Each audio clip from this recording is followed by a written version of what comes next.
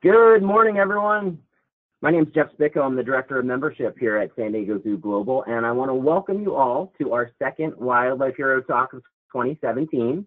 As you all know, our Wildlife Hero Talks are a quarterly web series where we provide our most loyal members, donors, and supporters with an exclusive opportunity to hear directly from San Diego Zoo Global's key conservationists about the projects taking place to save animals around the world. Over the last couple months, we've chatted with a lot of you on the topics that you want to hear about. And one of the most popular has been the subject of lemurs. So needless to say, I'm thrilled to have with us today Dean Gibson. Dean is San Diego Zoo Global's Curator of Primates. She's worked with primates for 40 years and is dedicated to ensuring high standards of care and conservation for a variety of primate species. Dean's a wildlife biologist by training with a specific focus on primate ecology. She's traveled the world extensively in search of wildlife and even lived in Madagascar for 3 years. She was working with the lemur conservation with the Duke Lemur Center. So without further ado, ladies and gentlemen, I would like to introduce you to Dean Gibson.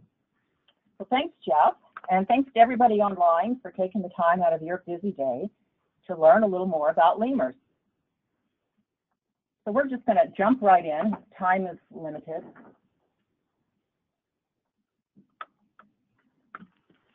Hang on, having a technical problem here.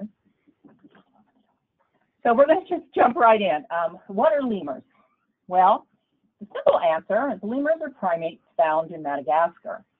And Madagascar is the world's 4th largest island, and it's an amazing place full of very unique species, plants and animals alike. So Madagascar is located 250 miles off the east coast of Africa. It measures 1,000 miles long and approximately 350 miles wide at its widest point. It's a big island, and it's been isolated for a really long time, approximately 160 million years. So because of its size and its location, remember, it's off the east coast of Africa, so it's sitting out there in the middle of the Indian Ocean. It gets a lot of weather patterns, and thus there's varied vegetation and habitat types.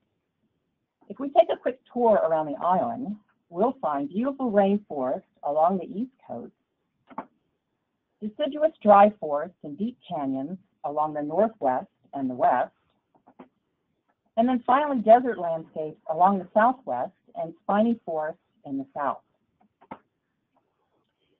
So back to what are lemurs. Lemurs are primates found in Madagascar. Simple enough. And now that we've seen a little of Madagascar, let's get more specific. The lemurs are prosimians endemic to Madagascar. And endemic means found naturally nowhere else in the world. The lemurs are only found in Madagascar, and they are prosimians. So you might be wondering right now, okay, so what's a prosimian? Well, prosimian breaks down really easy. If you look at prosimian, pro means monkey, or pro means pre, sorry, and simian means monkey. And that pretty much says it all. Prosimians are pre-monkeys. Lemurs are the primates that evolved before the monkeys and apes. So I included a diagram here, and this is of the primate family tree, and you can see that the prosimians are at the very beginning. Now, if we take a closer look, you can see that prosimians actually evolved 60 million years ago. And this is a good 20 to 30 million years before monkeys came on the scene. And a cool lemur fact is that today's lemurs are actually very similar to their ancestral forms. And because of this, they're often called living fossils. So, all right, that's about as sciencey as I'm going to get. And we'll move on to something much more current and easily seen. How can you tell if you're looking at a prosimian rather than a monkey? Well, there are 4 easy characteristics that you can look for, and one that I'm going to tell you that you really can't see, but it's fun to know.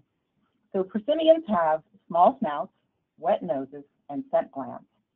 Prosimians are scent markers, and all of these aspects work together as they rely more on scent and smell than other primates. The not easily seen characteristic is a dental comb and a sublingua. Prosimians have a special dental structure called a dental comb, And they also have a really cool double tongue to keep this comb clean. And you can see from the photographs here that the comb is made up of the lower incisors and the canine teeth. The canine teeth actually move forward really close to the incisors, and it looks just like a comb.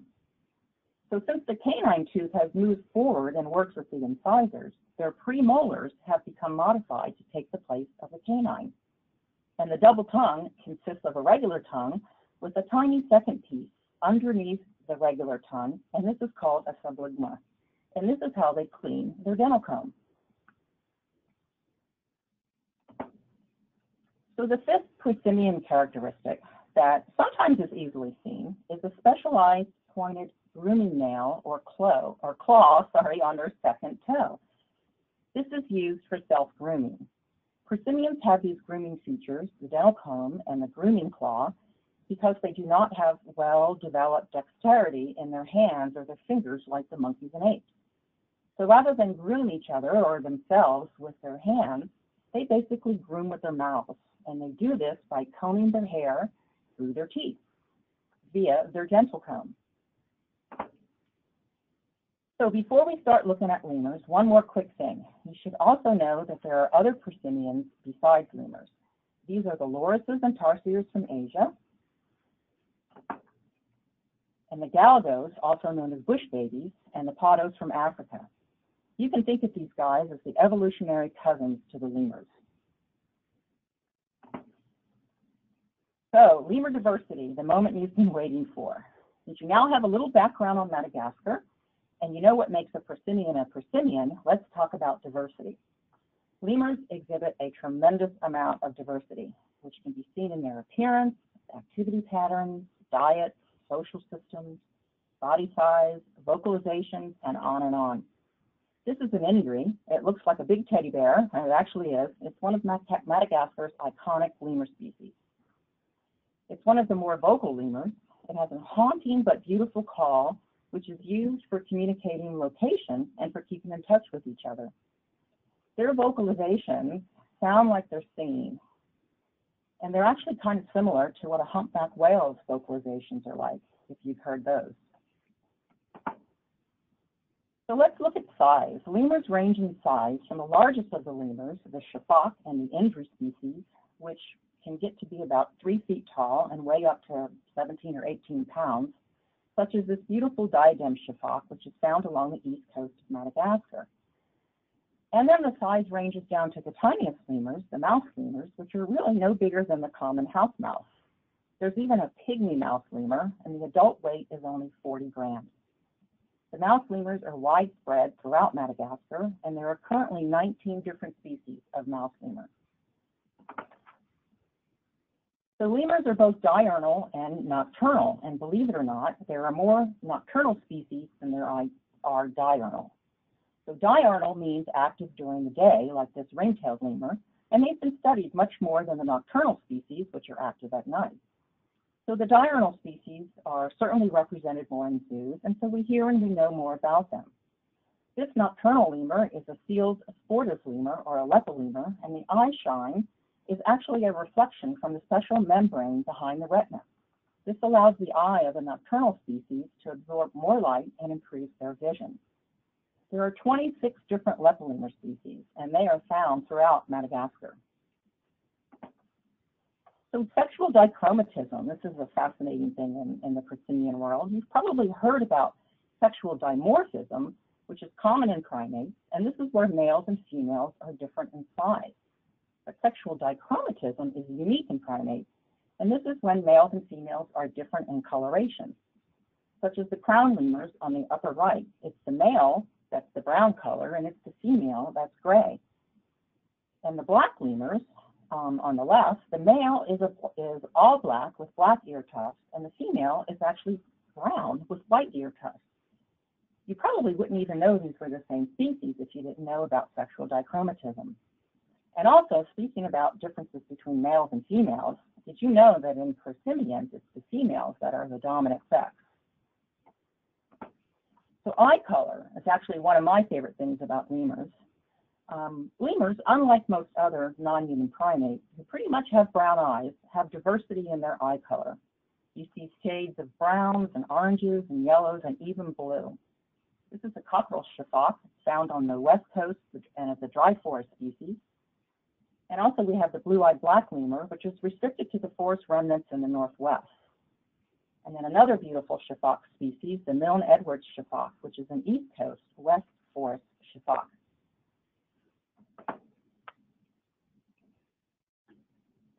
So reproduction. Most lemurs are seasonal breeders, which means they breed at a certain time throughout each year. Some have singletons, this means one at a time, like the silky shafak. Others have twins, like the ringtail lemur, and a few have litters, like the black and white ruffed lemur. Most lemurs carry their infants, while those with litters, of course, they can't carry all those infants, so they build nests or use tree holes to stash the kids. So most lemurs are arboreal, and this means they live their lives in the trees, like this collared lemur. However, one species, the ring-tailed lemur, which is the most terrestrial of all the lemurs, and spends about 90% of its time on the ground.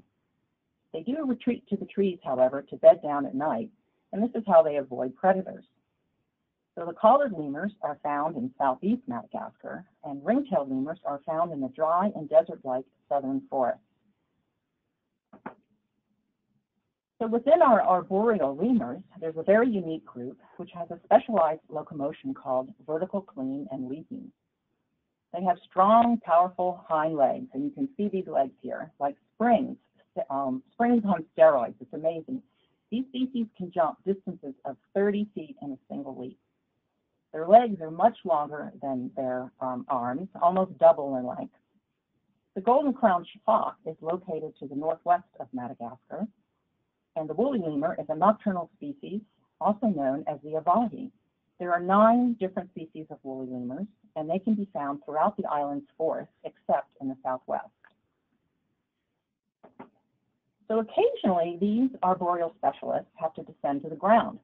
And when they do, they engage in a rapid hopping-like locomotion. And this is often called dancing. But of course, it's not really dancing. They do this because of the size difference between their arms and their legs.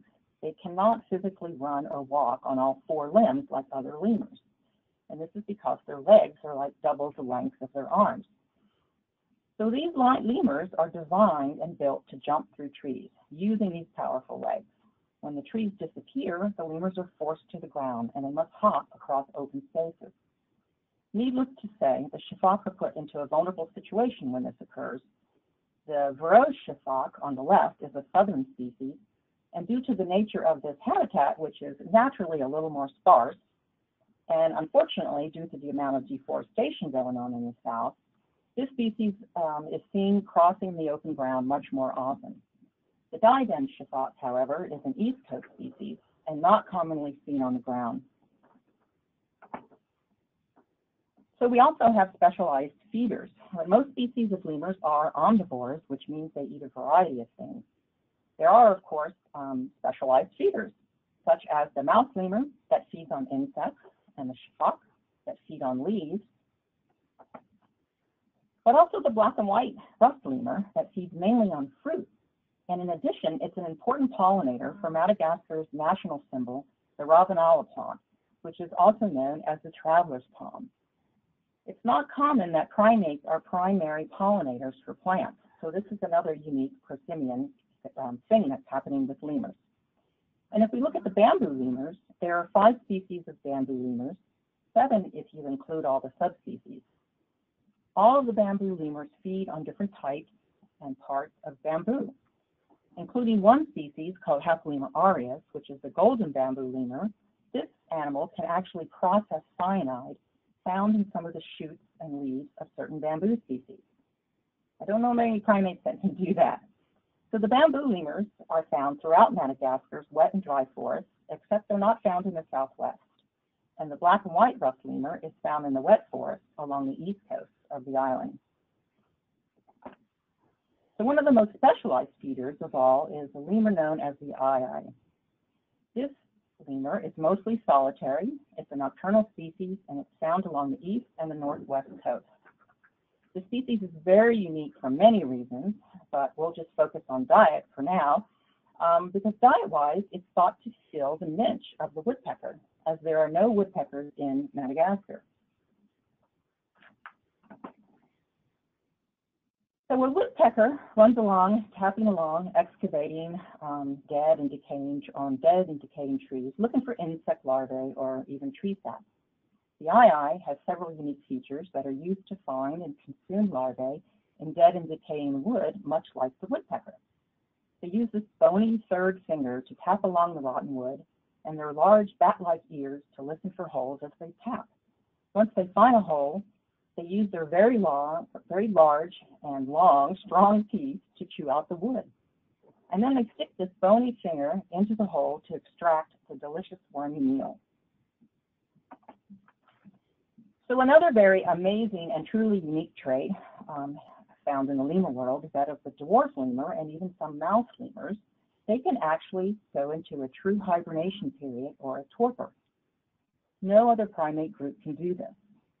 So during the wet season in Madagascar, which is November through April, these little nocturnal lemurs eat enough food and begin to store fat in their tails.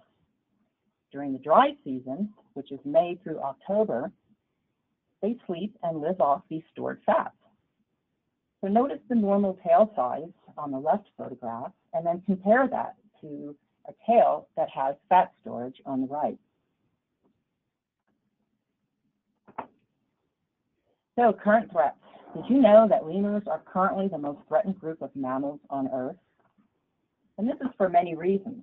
Predation, natural predators certainly take their share, such as birds of prey like the long-eared owl and eagles, and the famous cat-like fouche, and even snakes like the Madagascar boa.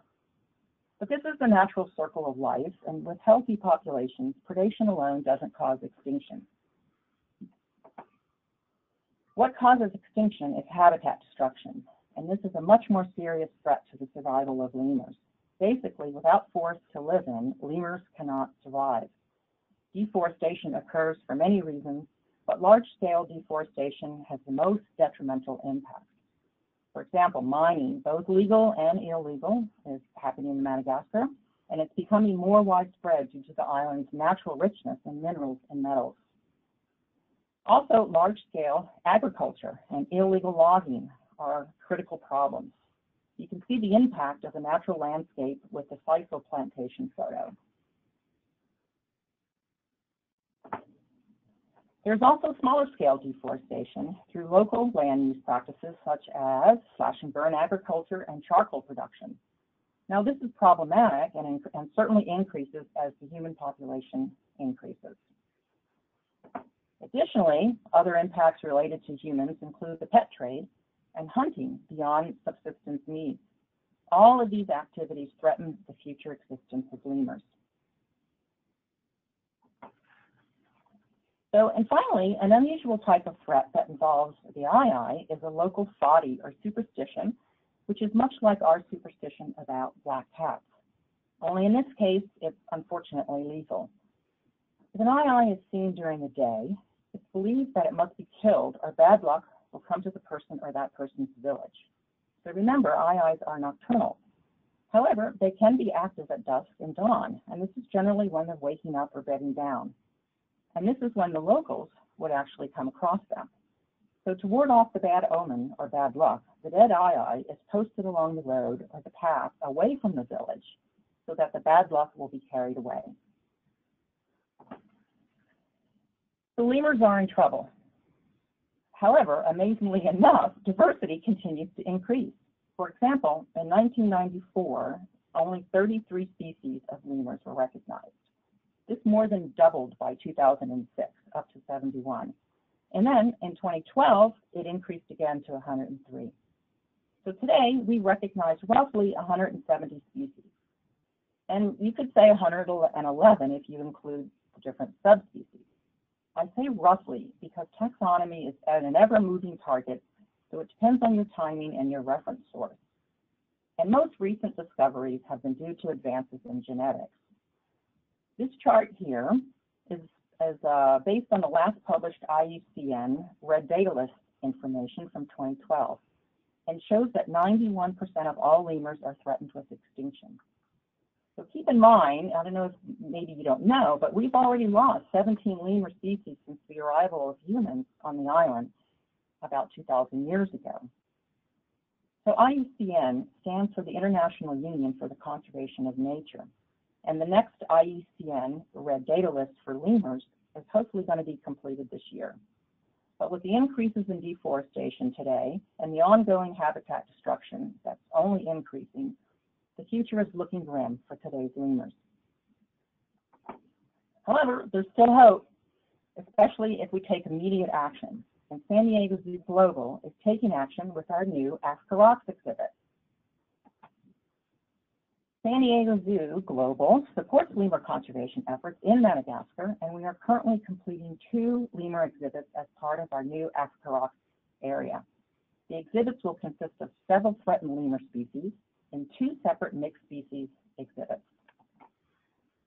So first up is the cockerel shiffox. We learned a little bit about shiffox. They're large lemurs. They're specialized feeders in that they feed mostly on leaves. They also exhibit that special locomotion, vertical cleaning and leaping. They live in small family groups, are found in the dry forests of West Madagascar. So we're also going to have, of course, the well-known ring-tailed lemurs with their striking coloration. So this species can live in troops of up to 25 or 30 in the wild. They're highly social, and they actually have a dominance hierarchy in both the males and the females. This species is very vocal and has a distinct land and air predator call. They're from the shrub, spiny forest, and dry gallery forests of southern Madagascar. So the rare red-collared lemur is not really commonly seen in zoos. They live in small to extended family groups and have grunting vocalizations that sound a bit like pigs. They're probably one of the more understudied lemurs, and they're found in southeast Madagascar. We're also going to be exhibiting the critically endangered blue-eyed black lemur, which lives in extended multi-male, multi-female groups and eats a varied diet. It also has grunting vocalizations, but also squealing vocalizations, and can be active at night. They're restricted to the forest in northwest Madagascar. But I wanted you to check out the left, or the photo on the right. This species, like the black lemur, exhibits sexual dichromatism, and infants are born with female coloration. They slowly begin to change color if they're males. Another interesting thing about blue-eyed black lemurs is the females are strongly dominant, maybe the most bossy of all the lemur species. So and finally, our critically endangered red-ruffed lemur. Now this species is closely related to the black and white ruffed lemurs. However, the red ruffs are restricted to the rainforest of the northeast peninsula of Madagascar, which is called the Moshwal Peninsula. Ruffed lemurs are one of the larger lemurs, and they have the loudest vocalization of all of the lemurs. They mainly eat fruit, and they live in small to extended family groups. So XC2 conservation, this is what it's all about, and this is how San Diego Zoo is helping to fight lemur extinction. Here at the zoo with our new exhibits to support much needed XC2 conservation, it's all about making more of these little guys. This is Oni, our little red-ruffed lemur who was born last year. With the new Africa Rocks exhibit, San Diego Zoo has committed to breeding efforts for all of the species that will be exhibited and hoping to save lemurs from extinction. Additionally, we are fighting extinction in Madagascar. I'm very excited to tell you that we are also beginning a new conservation effort in Madagascar, specifically for the critically endangered red-ruffed lemur. The red-ruffed lemur, as I said, is isolated to a very small part of Madagascar called the Moshwal Peninsula, and it's threatened due to habitat destruction through illegal logging and hunting pressures in the Moshwal National Park. This species needs mature trees to survive, and those are the same mature trees that are being illegally logged. So we are joining forces with our new Madagascar conservation partner, Portland University's Dr. Natalia Vasey, and we plan to be on the ground in Madagascar by November. The first priority will be to assess the current status of the forest and the red-ruffed lemur. So stay tuned for future updates of this incredibly exciting new project, which is only possible because of your support to San Diego Zoo Global. I am deeply grateful to all of you for your support. And I hope with your continued support, we can expand our conservation efforts and include more lemur species. So thank you so much for your interest in lemurs and for your taking and for action today. Thank you. Thank you, Dean. That was amazing. I think the thing that I took away most from it, I never realized there were that many different types of lemurs. So I think that's really interesting to see. We do have time, a little bit of time for some questions. So I know some of you have submitted them. We're going to scroll through and check some of them out and just dive right into them. Actually, the first one comes from Abby, and it was sort of the same thing that I kind of noticed. How many total species of lemurs are there? Well, right now, technically, or I should say scientifically, we recognize 107 different species. But, you know, there are subspecies as well, so that jumps up to 111 if you include subspecies. But, you know, taxonomy moves around, and it really depends on the time that you count up your species and the sources that you use, because, of course, taxonomists argue with one another about what makes a true species or not. Very interesting. Caitlin would like to know, can lemurs swim? Actually, no. Lemurs technically cannot swim. However, I do know of a report of a crown lemur in a different zoo that actually was able to swim off an island. And I imagine there was a little help, like debris in the water, or maybe the water was at a low level. But technically, no, lemurs cannot swim. Okay. Joseph wants to know, of all the lemurs that you talked about, what's the most endangered one? The most endangered lemur is a leopard lemur, and this is a nocturnal species called the northern sportive lemur. The reason why it's the most endangered is because it's not found in a protected area, and it has very little remaining habitat left. And currently, they're estimating that there are less than 25 of the northern sportive lemurs left. Thank you. We have a question from Lisa. Lisa would like to know, is the government in Madagascar supportive of conservation? Yes, you know, as any government is, you know, resources are slim, and so it's really hard to keep boots on the ground and to enforce all of the laws, all of the conservation laws, and I think they do the best that they can do. Barbara would like to know, what can we do to save lemurs? There are many things you can do to save lemurs. More directly, you can certainly be an advocate for a lemur. You can help support the Marsh Wild Project through the Wildlife Conservancy. You can also visit Madagascar. But to support all wildlife in general, I would say, you know, being a mindful consumer, conserve water, conserve energy, practice recycling, eat less meat and dairy, do things like that. Great. Anne wants to know, how long do lemurs live? Well, you can imagine with 111 species, there are different records for different species. So it varies by species, but generally the tiny ones, which would be like the mouse lemurs, live approximately 10 to 15 years, and larger lemurs can live into their mid-30s, and those are more ages in captivity, maybe half as long in the wild. And then Chuck wants to know, what is your favorite lemur? My favorite lemur, of course, is the ii. And one of the reasons for that is because it's just so unusual. We didn't really get into how unusual the ii is, but to give you a quick overview, it was actually classified as a rodent for 100 years. So that's how different the iis are. Awesome. And actually, I have to say, of the lemurs that I've seen, I think the ii is up there with my favorite as well. So I want to thank Dean. I think today was fascinating. Tons of great information. And today, Dean spoke a lot about the partners that we work with on our conservation efforts here at San Diego Zoo Global. And all of them are incredibly critical to our work. But as I always say, without a doubt, the most important partner we have in the fight to save extinction, the fight to save species from extinction, is you. Without your vital support, we could not do the work that we do. So on behalf of all of us here at San Diego Zoo Global, I want to thank you for joining us today. I want to thank you for your dedication and support. And I want to thank you for loving animals as much as we do.